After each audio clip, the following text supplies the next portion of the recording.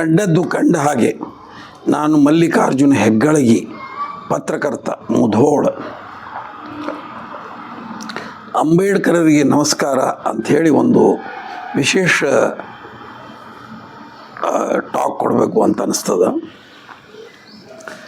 ಅಂಬೇಡ್ಕರ್ ವ್ಯಕ್ತಿತ್ವ ಭಾಳ ಘನವಾದದ್ದು ಮತ್ತು ಬದ್ಧತೆ ಭಾಳ ಸಿಸ್ಟಮೆಟಿಕ್ ಇತ್ತು, ಭಾಳ ಅಭ್ಯಾಸ ಮಾಡಿದರು. ಅಂಬೇಡ್ಕರ್ ಬಗ್ಗೆ ಹೇಳುವಾಗ ಬಹಳಷ್ಟು ಸಮುದಾಯಗಳು ಸಂಘಟನೆ, ಹೋರಾಟ, ಶಿಕ್ಷಣ 3 ವಿಷಯ ಹೇಳ್ತಾರೆ. ಒಂದು ವಿಷಯವನ್ನು ಹೇಳೋದಿಲ್ಲ, ಅದನ್ನು ಹೇಳಬೇಕು ಅಂತ ನನ್ನ ಮುಖ್ಯ ಉದ್ದೇಶ ಏನು ಅಂದರೆ, ಅಂಬೇಡ್ಕರರು ಸಂಘಟನೆ, ಶಿಕ್ಷಣ, ಹೋರಾಟ ಮತ್ತು ಆರ್ಥಿಕ ಸಬಲತೆ ಇದನ್ನು ಹೇಳಿದರು. ಅವರು ಆರ್ಥಿಕ ಸಬಲತೆಯ ಬಗ್ಗೆಯೂ ಎಲ್ಲ ತಳ ಸಮುದಾಯದವರು ಆಸಕ್ತಿ ವಹಿಸಿ they should improve their economic status ಅನ್ನೋದು ಮುಖ್ಯ ಉದ್ದೇಶ ಅವ್ರದ್ದು. ಅದನ್ನು ಇಟ್ಕೊಂಡೇ ಅವರು ತಮ್ಮ ಇದನ್ನು ಹೇಳ್ಕೊತ ಬಂದಿದ್ರು. ನನಗೆ ಭಾಳ ಅವರು 1931 ನಡೆದ ದುಂಡು ಮೇಜಿನ ಪರಿಷತ್ತಿಗೆ ದಲಿತರ ಪ್ರತಿನಿಧಿಯಾಗಿ ಹೋಗ್ತಾರೆ ಅವರು. ಅಂದರೆ ಬ್ರಿಟಿಷ್ ಸರ್ಕಾರ ಅವ್ರ ವ್ಯಕ್ತಿತ್ವವನ್ನು ಗುರುತಿಸಿ ಅದಕ್ಕಿಂತ ಮೊದಲು ಅವ್ರದ್ದು ನೌಕರಿ ಮಾಡಿದ್ರು, ಇದು ಇರಲಿ, ಅದೆಲ್ಲ ಗೊತ್ತಿದೆ. ಗುರುತಿಸಿದ ಮೇಲೆ ಅಲ್ಲಿ ಅವರು ಹೋಗಿ ಮುಖ್ಯವಾಗಿ ಭಾಳ ಸ್ಪಷ್ಟವಾದ ಒಂದು ನಿಲುವು ಹೇಳ್ತಾರೆ. ಏನು ಅಂತಂದರೆ, ದಲಿತರಿಗೆ ಸೆಪರೇಟ್ ಮತಕ್ಷೇತ್ರಗಳನ್ನು ಮಾಡಬೇಕು ಅಂತ. ಸೆಪರೇಟ್ ಮತಕ್ಷೇತ್ರದ ಅವ್ರ ಕಲ್ಪನೆ ಏನಿತ್ತು, ಅಲ್ಲಿ ಗಾಂಧಿ ವಿರೋಧ ಮಾಡ್ತಾರೆ. ಗಾಂಧಿ ಕಲ್ಪನೆ ಏನಿತ್ತು, ಅಂಬೇಡ್ಕರ್ ಕಲ್ಪನೆ ಏನಿತ್ತು, ಈ ಸ್ಪಷ್ಟತೆ ಭಾಳ ಮುಖ್ಯವಾದದ್ದು. ಅವರಿಬ್ಬರಲ್ಲಿ ಯಾವ ರೀತಿಯೂ ದ್ವೇಷ ಇರಲಿಲ್ಲ, ಒಬ್ಬರನ್ನೊಬ್ಬರು ಭಾಳ ಗೌರವದಿಂದ ಕಾಣ್ತಿದ್ರು. ಈ ವೈಚಾರಿಕ ಭಿನ್ನಾಭಿಪ್ರಾಯ ಇತ್ತು. ಭಿನ್ನಾಭಿಪ್ರಾಯ ಅಂದರೆ ನಿಲುವುಗಳಲ್ಲಿ ಭಿನ್ನಾಭಿಪ್ರಾಯ ಏನಿತ್ತು ಅಂದರೆ, ಅಂಬೇಡ್ಕರ್ ಏನು ಹೇಳಿದರು ಅಂದರೆ, ಈಗಿನ ಸಿಸ್ಟಮ್ ಏನಿದೆ ಅಂದರೆ, ಈ ಮುಧೋಳ ವಿಧಾನಸಭಾ ಕ್ಷೇತ್ರ ರಿಸರ್ವ್ ಅದ. ಇಲ್ಲಿ ಎಲ್ಲ ಜನ ವೋಟ್ ಹಾಕಿ ರಿಸರ್ವ್ ಕಾನ್ಸ್ಟಿಟ್ಯೂಷನ್ನದ ಒಬ್ಬ ದಲಿತ ಅಭ್ಯರ್ಥಿನ ಆರಿಸಬೇಕು. ಅಭ್ಯರ್ಥಿ ಮಾತ್ರ ದಲಿತ, ಅವರು ಎಷ್ಟೇ ನಿಲ್ಲಲಿಕ್ಕೆ ಅವಕಾಶ, ವೋಟ್ ಹಾಕಲಿಕ್ಕೆ ಎಲ್ಲರಿಗೂ ಅವಕಾಶ. ಇದು ಗಾಂಧಿ ವಿಚಾರ ಆಗಿತ್ತು ಮತ್ತು ಆಗಿದ್ದ ನಾಯಕರೆಲ್ಲ ಹಿಂಗೆ ಮಾಡಬೇಕು ಅಂತಿದ್ರು. ಆದರೆ ಬ್ರಿಟಿಷ್ ಸರ್ಕಾರ ಮತ್ತು ಅಂಬೇಡ್ಕರ್ ವಿಚಾರ ಭಿನ್ನಾಗಿತ್ತು. ಬ್ರಿಟಿಷ್ ಸರ್ಕಾರ ಕೂಡ ಅಂಬೇಡ್ಕರ್ ಬೆಂಬಲಕ್ಕಿತ್ತು. ಏನಿತ್ತು ಅಂತಂದರೆ, ಅಂಬೇಡ್ಕರ್ ಏನು ಹೇಳಿದರು, ದಲಿತರೇ ಮತ ಹಾಕಿ ಆರಿಸಬೇಕು. ಈ ಜನರಲ್ ಅಭ್ಯರ್ಥಿ, ಇವರು ಜನರಲ್ ಕ್ಯಾಟಗರಿಗೆ ಸೇರಿದವರು ವೋಟ್ ಹಾಕುವಂಗಿಲ್ಲ. ಅದಕ್ಕೆ ಮತಕ್ಷೇತ್ರ 1,00,000 ಮಂದಿಗೆ ಒಂದು ಮತಕ್ಷೇತ್ರ ಅಂದರೆ 4-5 ತಾಲೂಕು ಕೂಡ ಒಂದು ಮತಕ್ಷೇತ್ರ ಮಾಡಿರಿ, ಅವ್ರು ವೋಟ್ ಹಾಕಲಿ. ದಲಿತರಿಗೆ 2 ವೋಟ್ ಇಡ್ರಿ. ಜನರಲ್ ವೋಟ್ ಬಂದಾಗ ಅವ್ರ ಮತಕ್ಷೇತ್ರದಾಗ ಒಂದು ಅಭ್ಯರ್ಥಿಗೆ ಒಂದು ವೋಟ್ ಹಾಕಲಿ, ಅವ್ರಿಗೆ ಒಂದು ವೋಟ್ ಹಾಕಲಿ. ಇಲ್ಲಿ ರಿಸರ್ವ್ ಅಭ್ಯರ್ಥಿಗೆ 4-5 ತಾಲೂಕು ಕೂಡಿ ಅವ್ರನ್ನ ಆರಿಸ್ತಾರೆ. ಅವರು ದಲಿತರಿಂದನೇ ಅವರ ಆಯ್ಕೆಯಾಗಿ ಬಂದರೆ ದಲಿತರ ಬೇಡಿಕೆಗಳಿಗೆ, ತೊಂದರೆಗಳಿಗೆ, ಈ ಅಸ್ಪೃಶ್ಯತೆಯ ಸಮಸ್ಯೆಗಳಿಗೆ, ಇವೆಲ್ಲ ತೊಂದರೆಗಳ ನಿವಾರಣೆಗೆ ಅವರು ಬದ್ಧತೆಯಿಂದ ಕೆಲಸ ಮಾಡ್ತಾರೆ. ಜನರಲ್ ಆರಿಸಿ ಬಂದರೆ ಅವರು ಮೇಲ್ವರ್ಗದವರ ಕೈಗೊಂಬೆ ಅಕ್ಕಾರ ಅನ್ನೋದು ಅಂಬೇಡ್ಕರ್ ಅವರ ವಿಚಾರ ಇತ್ತು. ಆದರೆ ಗಾಂಧಿ ಅವರು ಅದನ್ನು ಒಪ್ಪಲಿಲ್ಲ. ಇದರಿಂದ ನಾವು ಹೊಡೆದಂಗೆ ಹಾಕದ ಬೇಡ, ಮನಪರಿವರ್ತನೆಯಿಂದ ಹೋಗೋಣ, ಇದನ್ನು ಮಾಡೋಣ ಅಂತ ಗಾಂಧಿ ಹೇಳ್ತಾರೆ. ಪರಿವರ್ತನೆಯೇ ಒಳ್ಳೆಯ ಮಾರ್ಗ ಇದಕ್ಕೆ ಅಂತ. ಅವಾಗ ಅಂಬೇಡ್ಕರ್ ಒಂದು ಮಾತು ಹೇಳ್ತಾರೆ, ಭಾಳ ಮಂದಿ ಮಹಾತ್ಮರಾಗಿ ಹೋಗ್ಯಾರ. ಗಾಂಧಿಗೆ ಮಹಾತ್ಮ ಅಂತಾರೆ, ನೇರವಾಗಿ ಅವ್ರು ಮೋತಿ ಮುಂದೆ ಹೇಳ್ತಾರೆ. ಭಾಳ ಮಂದಿ ಮಹಾತ್ಮರಾಗಿ ಹೋಗ್ಯಾರ, ಏನು ಉಪಯೋಗ ಆಗಿಲ್ಲ. ಉಪದೇಶ ಭಾಳ ಮಂದಿ ಮಾಡಿದ್ದಾರೆ, ಉಪದೇಶವನ್ನು ಜನ ಕೇಳ್ತಾರೆ, ಅವ್ರನ್ನ ಉಪದೇಶ ಹೇಳೋರನ್ನು ಒಂದು ತಾಸು ಗೌರವಿಸ್ತಾರೆ. ಆದರೆ ಉಪದೇಶದಿಂದ ಬದಲಾವಣೆ ಆಗೋದಿಲ್ಲ. ಎಲ್ಲ ಬದಲಾವಣೆಗಳು ಕಾನೂನಿನಿಂದ ಮತ್ತು ಸಂವಿಧಾನದಿಂದ ಮತ್ತು ಸ್ಪಷ್ಟವಾಗಿ ಇಂಪ್ಲಿಮೆಂಟ್ ಮಾಡುವುದರಿಂದ, ಅವನ ಕಾರ್ಯರೂಪಕ್ಕೆ ತರುವುದು. ಅಂದರೆ ಅವರು ಮುಂಗೈ ಜೋರ ಶಬ್ದ ಬಳಸ್ತಾರೆ. ಅವರು ಅಂದರೆ ಒತ್ತಡ ಹಾಕಿ ಮುಂಗೈ ಜೋರಿನಿಂದನೇ ಅವನ ಬದಲಾವಣೆ ತರಬೇಕಾಗ್ತದ ಅನ್ನೋದು ಅಂಬೇಡ್ಕರರ ವಾದ ಆಗಿತ್ತು. ಅದಕ್ಕೆ ಅಂಬೇಡ್ಕರ್ ವಾದದೊಳಗೆ ಭಾಳ ಸ್ಪಷ್ಟತೆ ಇತ್ತು. ಅವರು ಯಾವುದೂ ಇದನ್ನು ಮಾಡಿಲ್ಲ. ಅಂಬೇಡ್ಕರ್ ಅವರು ಈ ಬುದ್ಧನ ಬಗ್ಗೆ ಹೇಳಿದ್ದನ್ನು ಅಷ್ಟು ಬೇಕು ಅಂತ ಕೇಳಕತ್ತಿದ್ರು. ಅಂಬೇಡ್ಕರ್ ಬೌದ್ಧ ಧರ್ಮಕ್ಕೆ ಹೋಗುವ ಪೂರ್ವದೊಳಗೆ ಬುದ್ಧನ ಬಗ್ಗೆ ಭಾಳ ಅಭ್ಯಾಸ, ಎಲ್ಲ ಧರ್ಮದ ಬಗ್ಗೆ ಅಭ್ಯಾಸ ಮಾಡಿದರು. ಬುದ್ಧನ ಬಗ್ಗೆ ಅಭ್ಯಾಸ ಮಾಡಿದರು, ಗಾಂಧಿ ಬಗ್ಗೆ ಅಭ್ಯಾಸ ಮಾಡಿದರು, ಮುಸಲ್ಮಾನ್ ಧರ್ಮದ ಬಗ್ಗೆ ಅಭ್ಯಾಸ ಮಾಡಿದರು. ಜಗತ್ತಿನ ಅಂದರೆ ವಾಸ್ ಎಷ್ಟು ಓದ್ತಿದ್ರು ಅಂತಂದರೆ ನಿಮ್ಗೆ ಹೇಳಿದರೆ ಆಶ್ಚರ್ಯ ಆದೀತು. ಇಂಗ್ಲೆಂಡ್ನಿಂದ ಶಿಕ್ಷಣ ಪಡೆದು ಭಾರತಕ್ಕೆ ಬರುವಾಗ 18 ಬಾಕ್ಸ್ ತುಂಬ ಪುಸ್ತಕಗಳನ್ನು ತೊಗೊಂಬಂದಿದ್ರು ಅವ್ರು ಹಡಗಿನೊಳಗೆ. ಅವು ಖರ್ಚು ಕೊಟ್ಟು. ಅಂದರೆ ಓದುವ ಹಸಿವು ಅಂಬೇಡ್ಕರ್ಗೆ ಇದ್ದಷ್ಟು ಯಾರಿಗೆ ಇದ್ದಿರಲಿಲ್ಲ. ಅವನು ಓದ್ತಿದ್ರು ಬರೀ ಮಾತ್ರ ಅಲ್ಲ, ಓದಿದ್ರ ಬಗ್ಗೆ ಹೊಸ ಹೊಸ ವಿಚಾರಗಳನ್ನು ಕೊಡುವ ಒಂದು ಅಪರೂಪದ ಎನ್ಸೈಕ್ಲೋಪೀಡಿಯಾ, ಅವ್ರಿಗೆ ಸ್ವಂತನ ಒಂದು ಎನ್ಸೈಕ್ಲೋಪೀಡಿಯಾ ಇದ್ದಂಗಿದ್ರು ಅವರು. ಆ ಮಟ್ಟದ ಜ್ಞಾನ ಇತ್ತು. ಈ ಕಾರಣಕ್ಕೆ ಅವ್ರಿಗೆ ಎಲ್ಲರೂ ಹೆದರ್ತಿದ್ರು, ಗೌರವ ಕೊಡ್ತಿದ್ರು. ಮತ್ತು ಅದಕ್ಕೂ ಯಾರಿಗೂ ಅದಕ್ಕೆ ಹೆದರ್ತಿರ್ಲಿಲ್ಲ ಅವರು. ಅವರು ಬೌದ್ಧ ಧರ್ಮದ ಬಗ್ಗೆ ಅಭ್ಯಾಸ ಮಾಡಿಕೊಂಡು ಎಲ್ಲ ಧರ್ಮದೊಳಗೆ ಅದು ಒಪ್ಪಿಗೆ ನನಗದ ಅಂಥೇಳಿ ಬೌದ್ಧ ಧರ್ಮಕ್ಕೆ ಹೋಗಿ ನಿರ್ಣಯ ಮಾಡುವಾಗ ಬುದ್ಧನ ಬಗ್ಗೆನೇ ಒಂದು ಲೇಖ ಬರೀತಾರೆ ಅವರು. ಅವಾಗ ಏನು ಹೇಳ್ತಾರಂದ್ರೆ, ಬುದ್ಧ 28ನೇ ವಯಸ್ಸಿಗೆ ಮನೆ ತೊರೆದು ಹೋದ. ಅವ್ರ ಅಪ್ಪ ಹೆಂಗಿಟ್ಟಿದ್ದ ಅಂದ್ರೆ ಅರಸು, ಅವ್ರ ತಂದೆ, 28 ವರ್ಷ ಆಗೋ ತನಕ ವೃದ್ಧನ, ರೋಗಿಯನ್ನು ಮತ್ತು ಸತ್ತ ಹೆಣವನ್ನು ನೋಡಲಾರ್ದಂಗೆ ಇಟ್ಟಿದ್ದ ಅನ್ನೋದೊಂದು ಕಥೆ ಬರ್ತದೆ. ಇದು ಸುಳ್ಳು. ಬುದ್ಧ ಹೊರಟು ಮನೆ ಬಿಟ್ಟು ಹೋಗುವಾಗ 28 ವರ್ಷದವನಾಗಿದ್ದ. ಅವನಿಗೆ ಒಬ್ಬ ಮಗನಿದ್ದ. ಇದೆಲ್ಲ ವ್ಯವಸ್ಥೆ ಇತ್ತು. ಅವರ ಆತ್ಸ ಇದ್ದ, ಎಲ್ಲ ನೋಡಿದ್ದವ. ಆ ಕಾರಣಕ್ಕೆ ಹೋಗಲಿಲ್ಲ. ಅಲ್ಲಿ ಒಂದು ನದಿಯ ನೀರಿನ ಹಂಚಿಕೆ ವಿಷಯದೊಳಗೆ ಒಂದು ರಾಜಕೀಯ ಗೊಂದಲ ಇತ್ತು. ಕೋಸಲ ನದಿ ಈ ವಿವಾದ ಇತ್ತು. ಆ ವಿವಾದದೊಳಗೆ ಜನರಿಗೆ ನೀರು ಕೊಡಬೇಕು ಅಂತ ಬುದ್ಧ ಹೇಳಿದ್ದ. ಅದಕ್ಕೆ ಇದು ರಾಜನ ವಿರುದ್ಧ ಹಾಕದ ಅಂತ ಸಲುವಾಗಿ ಇದಾತು. ಅವನಿಗೆ ಮರಣದಂಡನೆ ವಿಧಿಸಿದರು. ಆ ಮರಣದಂಡನೆ ತಪ್ಪಬೇಕಾಗಿದ್ದರೆ ಸನ್ಯಾಸಿ ಆಗಬೇಕಾಗಿತ್ತು. ಹಿಂಗೆ ಕಾರಣಕ್ಕೆ ಬುದ್ಧ ಸನ್ಯಾಸಿಯಾಗಿ ಹೋದ ಅನ್ನುವ ಕಥೆಯನ್ನು ಅಂಬೇಡ್ಕರ್ ಸಂಶೋಧನೆ ಮಾಡಿ ಬರೆದಿದ್ದಾರೆ. ಬುದ್ಧನ ಇನ್ನೊಂದು ಕಥೆ. ಅವ್ರಿಗೆ ಪ್ರಶ್ನೆ ಮಾಡುವ ಸ್ವಭಾವ ಇತ್ತು ಅಂಬೇಡ್ಕರ್ಗೆ.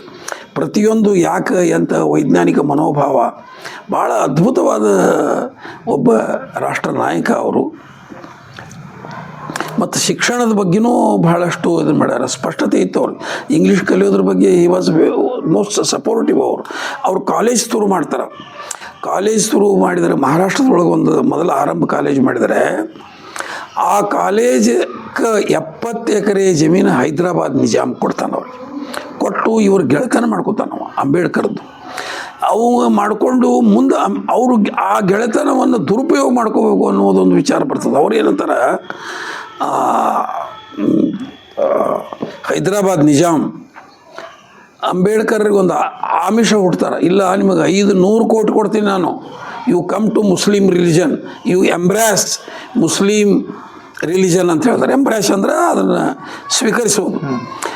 ಇಂಗ್ಲೀಷ್ನಾಗ ಕರೆಸ್ಪಾಂಡೆನ್ಸ್ ಆಗಿದೆ, ನಮ್ಮ ಧರ್ಮಕ್ಕೆ ಬಂದ್ಬಿಡು. ಯು ಎಂಬ್ರಾಸ್ ಮುಸ್ಲಿಂ ರಿಲಿಜನ್ ಅಂತ ಹೇಳ್ತಾರೆ. ಆವಾಗ ಅಂಬೇಡ್ಕರ್ರು ನಿರಾಕರಿಸ್ತಾರೆ. ಮತ್ತು ಅಂಬೇಡ್ಕರನ್ನು ಹೈದರಾಬಾದದ ಚೀಫ್ ಜಸ್ಟಿಸ್ ಅಂತ ಅಪಾಯಿಂಟ್ಮೆಂಟ್ ಮಾಡ್ತಾರೆ. ಆರ್ಡರ್ ಕೊಟ್ಟುಬಿಡ್ತಾರೆ ರಾತ್ರಿ. ಅಂಬೇಡ್ಕರ್ ಗೊತ್ತೇ ಇರೋದಿಲ್ಲ ಇದು. Ambedkar automatically he rejects it. ಅಂದರೆ ಅಂಬೇಡ್ಕರರು ಬಡತನ ಇತ್ತು, ತೊಂದರೆ ಇತ್ತು, ಜನರು ಕೊಟ್ಟ ದುಡ್ಡಿನಾಗ ಪಾಪ ಅಡ್ಡಾಡ್ತಿದ್ರು ಅವರು. ಆದರೆ ಆಮಿಷಕ್ಕೆ ಬಿದ್ದು ದುಡ್ಡು ತಂದು ಶ್ರೀಮಂತ ಆಗಬೇಕು, ಇದಾಗಬೇಕು ಅಂದರೆ ಜನರ ಬಗ್ಗೆ ಅವರು ವಿಶೇಷವಾಗಿ ಈ ಕೆಳವರ್ಗದ ಜನರ ಬಗ್ಗೆ ಕಮಿಟೆಡ್ ಇದ್ದರು. ಅದನ್ನು ಹೇಳ್ತಿದ್ರು ಓಪನ್ ಆಗಿ. ಗಾಂಧಿಗೆ ಒಂದು ಸಂದರ್ಭದಾಗ ಹೇಳ್ತಾರೆ ಅವರು, ಅವರದ್ದು ಮೊದಲನೇ ನನ್ನ ಆದ್ಯತೆ ಅಂತ ಒಂದು ಸ್ಪಷ್ಟವಾದ. ಗಾಂಧಿ ಏನಂತಾರೆ, ಎಲ್ಲರನ್ನೂ ಕರ್ಕೊಂಡು ಹೋಗೋದು ಸರಿ, ಆದರೆ ಇವರಿಗೆ ಒಂದಿಟ್ಟು ವಿಶೇಷ ಕೊಡಬೇಕು ಅನ್ನೋದು ನನ್ನ ಒತ್ತಡದ, ನನ್ನ ಮನಸ್ಸದ. ಅಟ್ಲೀಸ್ಟ್ ಇವ್ರನ್ನಾರ ನಾನು ಎತ್ತಬೇಕು ಅಂತೀನಿ ಅನ್ನೋದು ಬಾಯ್ಬಿಟ್ಟು ಅಂಬೇಡ್ಕರ್ ಹೇಳ್ತಾರೆ. ಒಬ್ಬ ಪತ್ರಕರ್ತ ಅಂಬೇಡ್ಕರ್ನ ಕೇಳ್ತಾನೆ, ಅಲ್ರಿ ನೀವು ಸೂಟು ಬೂಟು ಹ್ಯಾಟು ಹಾಕ್ಕೊಂಡು ಅಡ್ಡಾಡ್ತೀರಿ, ಮತ್ತು ನೋಡ್ರಿ ಅಲ್ಲಿ ಗಾಂಧಿ ಒಂದು ಲಂಡ್ ಪಂಜೆ ಹಾಕ್ಕೊಂಡು ಎಷ್ಟು ಸಾದಾ ಸೀದಾ ಅದಾರ. ಅವರು ಸಮಾಜಕ್ಕೆ ಮಾಡ್ತಾರೆ, ನೀವು ಸಮಾಜ ಕೆಲಸ ಮಾಡ್ತೀರಿ, ಮತ್ತು ಇಷ್ಟೆಲ್ಲ ಬೇಕೇನ್ರಿ ನಿಮಗಂತ ಕೇಳ್ತಾರೆ ಅವರು. ಅವಾಗ ಅಂಬೇಡ್ಕರ್ ಭಾಳ ಚಂದ ಉತ್ತರ ಕೊಡ್ತಾರೆ. ಮೈ ಫ್ರೆಂಡ್ ಅಂತಾರೆ ಅವರು. ಮೈ ಫ್ರೆಂಡ್, ಗಾಂಧಿ ಹಂಗಿರೋದ ಸರಿ, ನಾ ಹಿಂಗಿರೋದ ಸರಿ ಅಂತ. ಆವಾಗ ಅವ ಪತ್ರಕರ್ತ ನೀವು ಹೇಳಿರಿ ಖರೆ ನನಗೆ ಅರ್ಥ ಆಗಲಿಲ್ಲ ಅಂತ. ನೋಡಿ, ನಾನು ಕೆಳವರ್ಗದಿಂದ ಬಂದೀನಿ. ನಾನು ಒಳ್ಳೆಯ ಡ್ರೆಸ್ ಹಾಕೊಳ್ಳೋದು ಕೂಡ ಆ ಸಮಾಜದ ಜನರಲ್ಲಿ ಆತ್ಮವಿಶ್ವಾಸವನ್ನು ಮೂಡಿಸ್ಬೇಕಾಗಿದೆ ನನಗೆ. ಇದು ಮುಂದಿನ ದಿನಗಳು ನಮ್ಮ ಚಲೋ ಅದಾವ ಅನ್ನುವ, ಅವರಲ್ಲಿ ಪಾಸಿಟಿವ್ ಬರಲಿ ಅನ್ನೋ ಕಾರಣಕ್ಕೆ ಇವನು ಹಾಕ್ಕೊಳ್ತೀನಿ ಹೊರತಾಗಿ ನಾ ಡೌಲ ತೋರ್ಸೋಕ್ಕೇನು ಹಾಕ್ಕೊಂಡಿಲ್ಲ. ಗಾಂಧಿ ಮೇಲ್ವರ್ಗದಿಂದ ಬಂದ ನಾವು ಎಷ್ಟು ಸಾದಾ ಇರ್ತಾನೆ ಅದು ಅವನು ವಿನಯವನ್ನು ಹೇಳ್ತಿದೆ. ಆ ದೃಷ್ಟಿಯಿಂದ ಗಾಂಧಿ ಸರಿ ಅಂತ ಹೇಳ್ತಾನೆ. ಅಂಬೇಡ್ಕರ್ ಗಾಂಧಿಯಲ್ಲಿ ಬಹಳ ಚರ್ಚೆಗಳು ನಡೆದವ ಹೊರತಾಗಿ ಅವರಿಬ್ಬರೂ ದ್ವೇಷದಿಂದ ಇದ್ದವರಲ್ಲ. ಇಬ್ಬರೂ ಈ ದೇಶಕ್ಕಾಗಿ, ಈ ರಾಷ್ಟ್ರಕ್ಕಾಗಿ ಅರ್ಪಿತ ಮನೋಭಾವದಿಂದ ತಮ್ಮ ತಮ್ಮ ನೆಲೆಯಲ್ಲಿ ಮಾಡಿದ್ದಾರೆ. ಅದಕ್ಕೆ ಒಬ್ಬರನ್ನೊಬ್ಬರು ದ್ವೇಷಿಸಿದರು, ಅವ್ರಿಗೆ ವಿರೋಧಿದ್ರು, ಇವ್ರಿಗೆ ವಿರೋಧಿದ್ರು ಅನ್ನುವ ಕಲ್ಪನೆಯನ್ನು ನಾವು ಬಿತ್ತಕೂಡದು. ಇಬ್ಬರೂ ಪ್ರಾತಸ್ಮರಣೀಯರು, ಇಬ್ಬರೂ ಭಾರತದ ಪ್ರಾತಸ್ಮರಣೀಯ ನಾಯಕರವರು. ಅವ್ರ ಬಗ್ಗೆ ಯಾರೇ ಕೆಟ್ಟ ಮಾತಾಡೋದು ಒಂದು ದೇಶಕ್ಕೆ ಮಾಡುವ ಅಪಮಾನ ಅಂತ ನನಗನ್ನಿಸ್ತದೆ. ಇಬ್ಬರಿಗೂ ಸಮಾನ ಗೌರವವನ್ನು ಕೊಡೋಣ ಅಂತ ಹೇಳಿ. ನೆಹರು ಅವರು ಯಾವ ರೀತಿ ಇದ್ರು ಬಾಬಾ ಸಾಹೇಬ್ರ ಜೊತೆ ರೀ? ಹಾಂ, ನೆಹರು ಅವ್ರು ಹೆಂಗಿದ್ರು ಅಂತಂದರೆ, ಮೊದಲೇನು 1947 ನಡುಗ ಒಂದು ಸರ್ಕಾರ ಸ್ಥಾಪನೆ ಮಾಡಬೇಕಾಗತ್ತೆ. ಸ್ವಾತಂತ್ರ್ಯ ಬಂದ ಕೂಡಲೇ ಅಂದ್ರೆ 52 ತನಕ ಒಂದು ನಡುಗಾಲ ಸರ್ಕಾರ ಟೈಪ್ ಒಂದು ಸರ್ಕಾರ ತರಬೇಕಾಗದು ಸಂವಿಧಾನ ಕೆಳಗನೆ. ಆದ್ರಕ್ಕೆ ಆ ಮೊದಲನೇ ಲಿಸ್ಟ್ ಮಾಡಿದ್ದರೊಳಗೆ ಅಂಬೇಡ್ಕರ್ ಇರಲಿಲ್ಲ. ಗಾಂಧಿ ಹೋಗಿ ಅದನ್ನು ತೋರಿಸ್ತಾನೆ. ಆಗ ನೆಹರು ತೋರಿಸಿದ ಕೂಡಲೇ ಅಂಬೇಡ್ಕರ್ ಹೆಸರು ಇರೋದಿಲ್ಲ. ಗಾಂಧಿ ಹೇಳ್ತಾನೆ ಅಂಬೇಡ್ಕರ್ ಹೆಸರು ಹಾಕಬೇಕು. ಸ್ವಾತಂತ್ರ್ಯ ಯೋಧರು ಇರೋದಿಲ್ಲ. ಅಂಬೇಡ್ಕರು ಆ್ಯಕ್ಟಿವ್ ಆಗಿ ಮೂಮೆಂಟ್ನಾಗಿದ್ದರು. ಅವರು ಸ್ವಾತಂತ್ರ್ಯ ಚಳವಳಿಯಲ್ಲಿ ಭಾಗವಹಿಸಿ ಜೈಲಿಗೆ ಹೋಗುವ ಸಂದರ್ಭ ಬರೋದಿಲ್ಲ. ಇವ್ರ ವಿಷಯದೊಳಗೆ ಸಪೋರ್ಟಾಗಿ ಇದ್ದರು. ಅಂಬೇಡ್ಕರ್ಗೆ ಜೈಲು ಶಿಕ್ಷೆ ಆಗೋದಿಲ್ಲ. ಆ ಜೈಲಿಗೆ ಹೋದವ್ರನ್ನ ಅಷ್ಟೇ ತೊಗೊಂಡಿರ್ತಾನೆ ನಾವು. ಆವಾಗ ಗಾಂಧಿ ಹೇಳ್ತಾನೆ, ಅವನು ಹೋರಾಟಿದ ಎಲ್ಲರಿಗಿಂತಲೂ ದೊಡ್ಡದದ. ಯು ಡೋಂಟ್ ಅವ್ರನ್ನ ಹಂಗೆ ಮಾಡೋದು ತಪ್ಪಕ್ಕದ, ಯು ಹ್ಯಾವ್ ಟು ಇನ್ಕ್ಲೂಡ್ ಅಂತ. ಆ ಮೊದಲನೇ ಸಂಪುಟದೊಳಗೆ ಜೈಲಿಗೆ ಹೋಗದ ಅಂಬೇಡ್ಕರನ್ನು ನೆಹರು ಒಪ್ಕೋತಾರೆ, ಗಾಂಧಿಯ ಹೆಸರು ಹಾಕ್ಬೇಕಂತಾರೆ. ಅಂದರೆ ಅಂಬೇಡ್ಕರ್ ವ್ಯಕ್ತಿತ್ವನೂ ಕೂಡ ಎಷ್ಟು ಆ ಮಟ್ಟದೊಳಗೆ, ಅಂದರೆ without Ambedkar we cannot form the government ಅನ್ನುವ ಆಲೋಚನೆ. ಇವನ್ ರಾಜೇಂದ್ರ ಪ್ರಸಾದ್ ಕೂಡ ಅಂಬೇಡ್ಕರ್, ಅವಾಗ Rajendra Prasad was also minister. ಅವರಾದರೂ ಅವ್ರ ಹೆಸರು ಇರ್ಬೇಕಂತಾರೆ. ಇನ್ನೊಬ್ಬರು ಜನಸಂಘದ ಸಂಸ್ಥಾಪಕ ಅಧ್ಯಕ್ಷರಾಗಿದ್ದರು ಅವರು ನೆಹರು ಗೌರ್ಮೆಂಟ್ನಾಗಿದ್ದರು. ಶ್ಯಾಮ್ ಪ್ರಸಾದ್ ಮುಖರ್ಜಿ ಅಲ್ಲ, ಇನ್ನೊಬ್ಬರು. ಅವರು ಕೂಡ ಅಂಬೇಡ್ಕರ್ ಇರ್ಬೇಕಂತಾರೆ. ಅಂಬೇಡ್ಕರರು ಮೊದಲನೇ ಲಾ ಮಿನಿಸ್ಟರ್ 1947 ಭಾರತದ ಮೊದಲನೇ ಲಾ ಮಿನಿಸ್ಟರು. ಮತ್ತು ಮುಂದೆ ಅವ್ರಿಗೆ ಸಂವಿಧಾನ ಅದು ಇದು ಅದು ಏನಾಕದಂದ್ರೆ ಅಂಬೇಡ್ಕರ್ ವ್ಯಕ್ತಿತ್ವನೇ ಹಂಗಿರ್ತಿದೆ. ಅಂಬೇಡ್ಕರ್ಗೆ ಮತ್ತು ಒಂದು ಮಟ್ಟದೊಳಗೆ ನಿಮ್ಮ ಬೌದ್ಧಿಕವಾಗಿ ಮತ್ತು ಆ ದೊಡ್ಡವ್ರ ಲೆವೆಲ್ ಒಳಗೆ ಜಾತಿ ಗೀತಿ ಇರೋದಿಲ್ಲ, ಕೆಳವರ್ಗದಾಗ ಇರ್ತಾವೆ ಸ್ವಲ್ಪ. ಬಟ್ ಅಂಬೇಡ್ಕರನ್ನ ಅವ್ರೇನು ನಾಯಕರಿದ್ದರು, ಅವ್ರು ಯಾರೂ ಅವ್ರು ಆ ದೃಷ್ಟಿಯಿಂದ ನೋಡೋದೇ ಇಲ್ಲ. ಅವರು ಆ ಗೌರವಪೂರ್ವಕವಾಗಿ ನೋಡ್ತಾರೆ. ಬ್ರಿಟಿಷರು ಅವ್ರಿಗೆ ತುಂಬ ಬೆಲೆ ಕೊಡ್ತಿದ್ರಂತ. ಬ್ರಿಟಿಷರು ಅಂಬೇಡ್ಕರ್ ಮಾತು ಒಪ್ಕೊಂಡ್ಬಿಟ್ಟಿದ್ರು. ಬ್ರಿಟಿಷರೇ ಈ ಸೆಪರೇಟ್ ಕಾನ್ಸ್ಟಿಟ್ಯೂನ್ಸಿ ಬ್ರಿಟಿಷರು ಕೊನೆಯವರೆಗೆ ಒಪ್ಕೊಂಡಿದ್ರು. ತಿಳಿತೆ ಗಾಂಧಿ ಉಪವಾಸ ಕೂತರು ಅದು ಬೇಡ ಅಂತ. ಏನಾಯ್ತು ಅವಾಗ ಇನ್ನೊಂದು ಮಾತು ಅಂತಂದರೆ, ಮುಸ್ಲಿಂ ಸಮಾಜದವ್ರೊಂದು ಬೇಡಿಕೆ ಇಟ್ಟರು. ನಮಗೂ ಈಗ ಹೆಂಗೆ ಒಂದು ಅಸ್ಪೃಶ್ಯರು ಅಥವಾ ಕೆಳವರ್ಗದವ್ರಿಗೆ ಒಂದು ಸೆಪ್ರೇಟ್ ಮತಕ್ಷೇತ್ರ ಮಾಡ್ಬೇಕಂತೀರಿ, ಮುಸ್ಲಿಮರಿಗೂ ಒಂದು ಸೆಪ್ರೇಟ್ ಮತಕ್ಷೇತ್ರ ಮಾಡಿಕೊಡ್ರಿ ಅಂತ. ಇದನ್ನು ಗಾಂಧಿ ಇದ್ದವರು ಅಂಬೇಡ್ಕರ್ಗೆ ತೋರಿಸಿದರು. ನೋಡ್ರಿ, ಇದನ್ನು ತೋರಿಸಿದ್ರಂದ್ರೆ ಅವ್ರಿಗೆ ಮಾಡ್ಬೇಕಾಗ್ತದ. ನಾಳೆ ಈ ಜೈನ್ ಸಮಾಜದವ್ರಿಗೆ ಒಂದು ಸೆಪ್ರೇಟ್ ಧರ್ಮ ಅಂತದ, ಅವ್ರ ಬೇಡಿಕೆ ಇಡ್ಬೋದು. ಬೌದ್ಧರು ಸೆಪ್ರೇಟ್ ಧರ್ಮ ಅಂತ ಭಾರತ ಒಳಗದ, ಇಡ್ಬೋದು. ಅದಕ್ಕೆ ದೇಶ ಛಿದ್ರ ಹಾಕದ, ದಯವಿಟ್ಟು ಒಪ್ಕೋಬೇಕು ಅಂತಂದರೆ ಅಂಬೇಡ್ಕರ್ ಕೊನೆಗಳಿಗೆ ಒಳಗೆ ಮನಸ್ಸಿಲ್ಲದೆ ಮನಸ್ಸಿನಿಂದ ಒಪ್ಕೋತಾರೆ. ಒಂದು ಈ ಸಮಗ್ರತೆ ಕಾಯ್ಕೋಬೇಕು ಅನ್ನೋದು. ಅಂಬೇಡ್ಕರು ಎರಡು ವಿಚಾರಕ್ಕಾಗಿ ಅಂಬೇಡ್ಕರನ್ನು ನಾವು ಗೌರವಿಸಲೇಬೇಕು. ಭಾರತದ ಒಂದು ಈ ಕೆಳವರ್ಗದವರನ್ನು ಸಮಾನತೆಗೆ ಕರ್ಕೊಂಬರ್ಬೇಕು ಅನ್ನೋದು ಒಂದು ಗಟ್ಟಿ ನಿಲುವು. ಎರಡನೇದ್ದು ಭಾರತದ ಸಮಗ್ರತೆಯ ಬಗ್ಗೆ ಭಾಳ ದೊಡ್ಡ ದೃಷ್ಟಿ ಇತ್ತು. ಸಮಗ್ರತೆ ಅಂದರೆ ಇದು ಒಡೆದು ಹಂಚಿ ಹೋಗಬಾರ್ದು ಅನ್ನೋದು ಅಂಬೇಡ್ಕರ್ದು ಕೊನೆಯವರೆಗೆ ಆ ಅಭಿಪ್ರಾಯ ಇತ್ತು. ಇದು ಭಾಳ ಮಹತ್ವದ. ಇದನ್ನೇ ಯಾರೂ ಹೇಳ್ತಾ ಇಲ್ಲ. ಅವರು ಎರಡು ವಿಚಾರಗಳನ್ನು ಯಾರೂ ಹೇಳ್ತಾ ಇಲ್ಲ. ಯಾವುದು ಅಂತಂದ್ರೆ, ಒಂದು ಎಲ್ಲರಿಗೂ ಎಲ್ಲ ಕೆಳ ಸಮುದಾಯದವರು ನೀವು ಮೇಲೆ ಬರಬೇಕು. ದಲಿತ್ ಮಿಲಾನಿಯರ್ಸ್ ಅಂತ ಒಂದು ಮೂಮೆಂಟ್ ಶುರು ಮಾಡಿದ್ರು ಅವರು. ಅದನ್ನು ಹೇಳ್ಬೇಕು ನಾವು.